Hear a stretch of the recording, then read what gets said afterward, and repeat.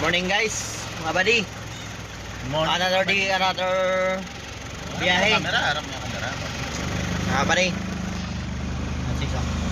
Kaya shout out. Aray ko!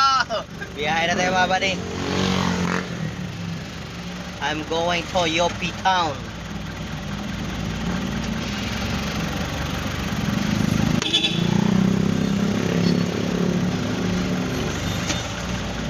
Aguno.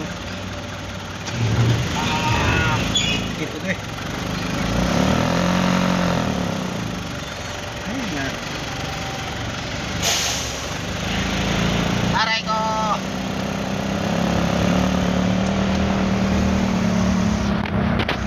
Gope to Yopi Town eh.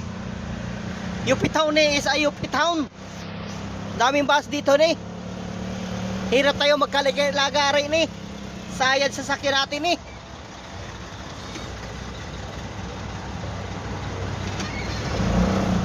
Oh, uwi na agad oh. Ano to? Jumar? Akala si Jumar eh. Si ano? May pangalan na? Si Jose. Jose.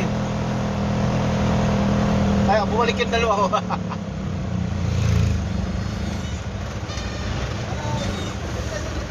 Bakit? Wala pa kayong karga? Ha? Display namin, pa-Facebook kami. Oh, baka maano kami. Kaya mo dun, di ba? Saan? Wala. Wala. Wala. Niwala ka naman mga ano na.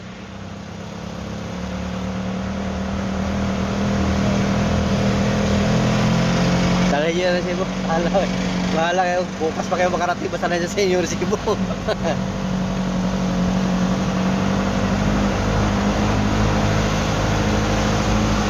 Ba't ka na boss? Ha? Ano gagawin? Ano gagawin ko, boss? Awa.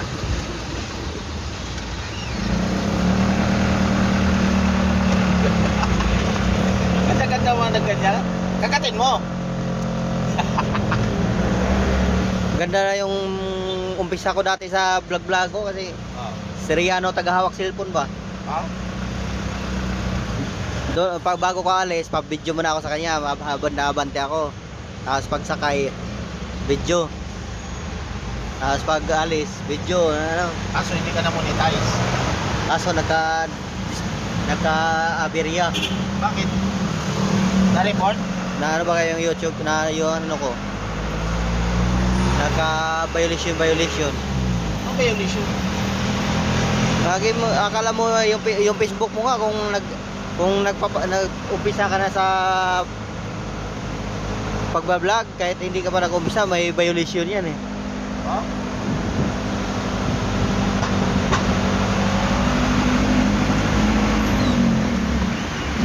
Kung hindi ka pa naka-add friends ay yung nakalagay sa iyo add friends kung naka-ano na followers. Ah.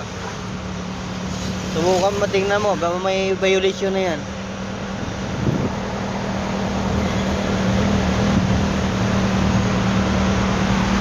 Labi na mag-comment ka ng mga ano, mga pagmumura. Yan, violation na yan.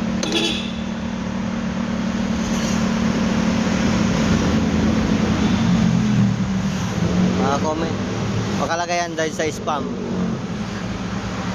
Talagayan. Tapos yung mga violation, yung mga copyrights. Yan. Tapos mga ilang beses ka mag-copyrights hanggang sa mga maano na yung ano mo. Tatanggalin ka na ni Meta sa pagbablog. Ngayon sa akin, ilang beses nagka-violation. Tapos mas lumala nung ano. Hindi tayo ulam ah. Ay, puking ina. Yung niligo ko yung anak ko Ah. na nakahubad. Yung niligo ko yung anak ko na nakahubad. Puta na. Violation din yun kasi skandal daw. Okay. Skandal ako. Sorry guys, lumampas kami. Bibili pa pala kami ng ulamin. Dadaan pa kami sa Concepcion.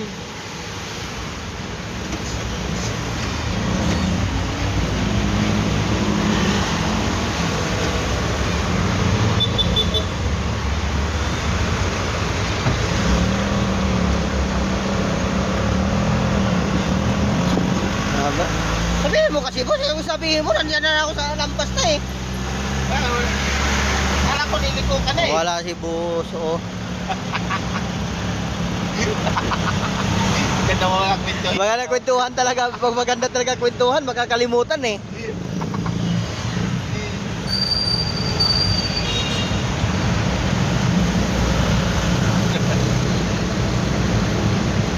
Ang ngiti na siya, parang ngiti ng Becky ah.